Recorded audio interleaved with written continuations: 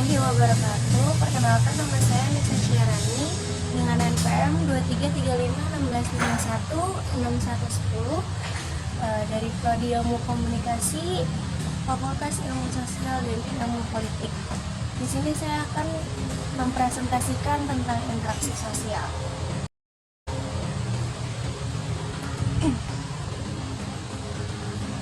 Yang pertama itu saya akan menyebutkan beberapa materi yang akan saya bahas. Yang pertama ada pengertian dari interaksi sosial sendiri. Yang kedua ada ciri-ciri interaksi sosial. Yang ketiga ada syarat interaksi sosial. Yang keempat ada jenis dan contoh interaksi sosial. Yang kelima ada faktor parameternya interaksi sosial. Yang keenam ada bentuk interaksi sosial, dan yang terakhir itu ada kesimpulannya.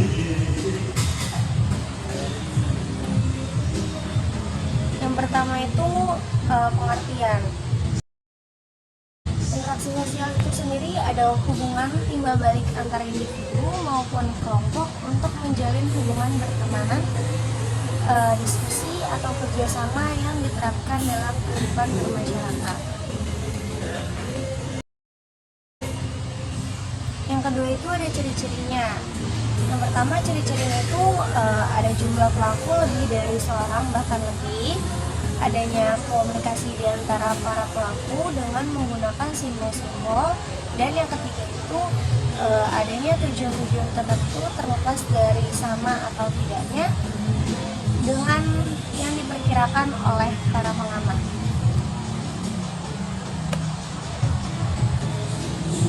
Yang selanjutnya itu ada syarat-syarat interaksi sosial. Sebagai manusia tidak lepas dengan interaksi dalam kegiatan sehari-hari, karena sudah pasti manusia akan membutuhkan seseorang untuk saling bertahan hidup. Namun agar lebih jelas dalam interaksi sosial ada dua syarat yang akan terjadinya interaksi sosial tersebut, yaitu yang pertama adanya kontak sosial. Kontak sosial tidak hanya interaksi melalui tatap muka saja, namun ada pun melakukan kontak tanpa bertemu langsung, seperti informasi melalui radio, telepon, bahkan surat elektronik. Ini termasuk interaksi sosial yang sudah berkembang di kemajuan zaman. Yang kedua itu ada komunikasi. Komunikasi merupakan hal yang sangat penting dengan maksud adanya saling mengungkapkan perilaku, entah itu dalam berbicara, bersikap, bahkan gestur untuk menyampaikan pesan. Selanjutnya itu ada jenis dan contoh interaksi sosial. Yang pertama ada interaksi sosial individu dengan individu. Interaksi sosial individu merupakan pertemuan antara seseorang dengan individu lain yang bertujuan untuk memberikan aksi atau respon untuk menjadi teman dan mengarah ke arah bekerja sama. Jika reaksinya positif, bekerja sama jika reaksinya positif.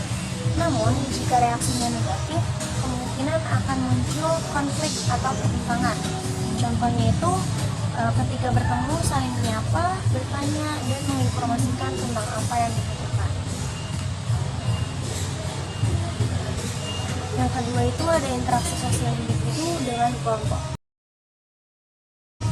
Interaksi sosial individu dengan kelompok pada salah satu bahkan kelompok yang lebih besar biasanya terdiri lebih dari 3 orang, yang dimana akan memberikan informasi, entah itu promosi, bahkan seminar.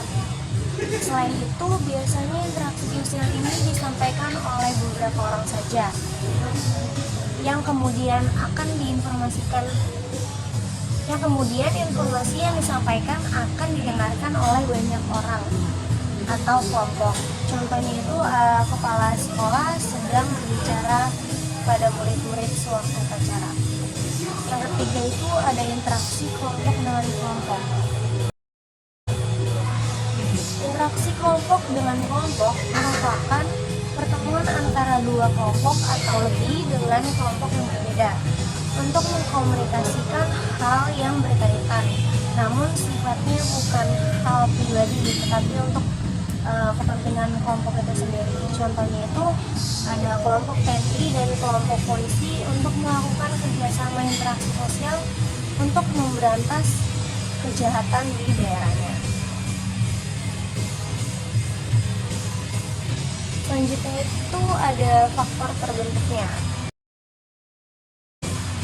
Yang pertama ada imitasi. Imitasi adalah seseorang atau lebih melakukan untuk meniru seseorang dalam hal gaya, sikap, perilaku, hingga penampilan terlihat menyerupai fisik seseorang. Biasanya faktor interaksi sosial ini dapat terjadi pada individu yang ngefans dengan salah satu idolanya. Yang kedua itu ada sugesti. Sugesti merupakan seseorang yang terpengaruh karena adanya suatu dorongan diberikan orang lain dengan beberapa cara tertentu yang dimana seseorang tersebut akan melaksanakan dengan apa yang disugestikannya. Terkadang tanpa berpikir rasional. Faktor ini dapat kita lihat ketika ada seorang anak yang diberikan nasihat oleh orang tuanya. Yang ketiga itu ada simpati. Simpati adalah bagaimana kita memperlihatkan sikap akan rasa tertarik pada seseorang, akan suatu hal, atau sikap yang menarik pada dirinya, seperti penampilan, pola pikirnya, bahkan kebijaksanaannya dengan menerapkan nilai-nilai yang dianut oleh orang yang menaruh simpati. Selanjutnya itu ada identifikasi. Identifikasi itu adalah suatu pemberian tanpa tanda ciri khas, sehingga sebenarnya ini berkaitan dengan imitasi seseorang dengan keinginan sama atau identik, bahkan serupa dengan orang lain yang ditiru atau idolanya, hingga menghilangkan jati dirinya sendiri.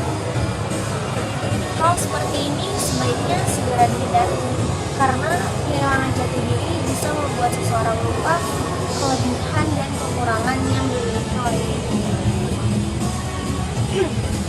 Selanjutnya itu ada empati. Empati itu merasakan sesuatu yang dialami oleh orang lain, baik itu kebahagiaan maupun kesedihan. Contohnya ketika seorang mahasiswa masuk ke PTN yang diharapkan, orang tua bahkan temannya akan ikut merasakan kebahagiaannya.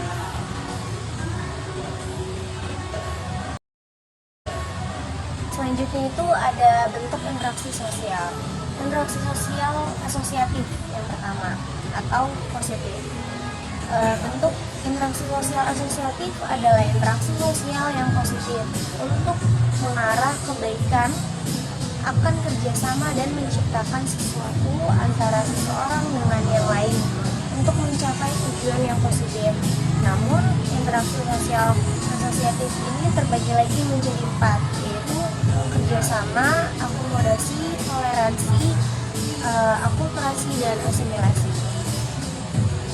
Selanjutnya itu ada interaksi sosial disosiatif atau negatif. Disosiatif merupakan interaksi sosial yang mengarah kepada konflik serta perpecahan dalam individu maupun kelompok. Biasanya disosiatif ini akan mengarah ke hal negatif seperti persaingan atau kompetisi, kontravensi, dan pertentangan.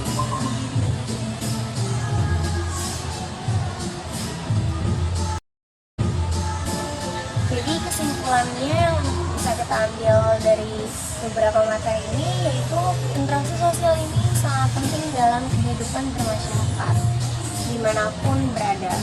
Tujuannya untuk menjalin hubungan, baik pertemanan, bahkan bisnis untuk mencari keuntungan. Interaksi sosial merupakan suatu kemampuan yang bisa diasah. Dengan kata lain, setiap orang bisa memiliki kemampuan untuk berinteraksi sosial dengan baik, selama ia selalu terus mengasah kemampuan interaksi sosialnya. Selain itu, kerjasama atau kolaborasi dengan individu bahkan kelompok akan mengembangkan pemikiran atau ide-ide yang sebelumnya tidak ada dalam pikiran kita. Dengan kerjasama atau kolaborasi, suatu pekerjaan akan lebih mudah untuk diselesaikan dengan optimal. Maka dari itu, menjaga interaksi sosial yang baik adalah kunci saling membantu dan menghargai.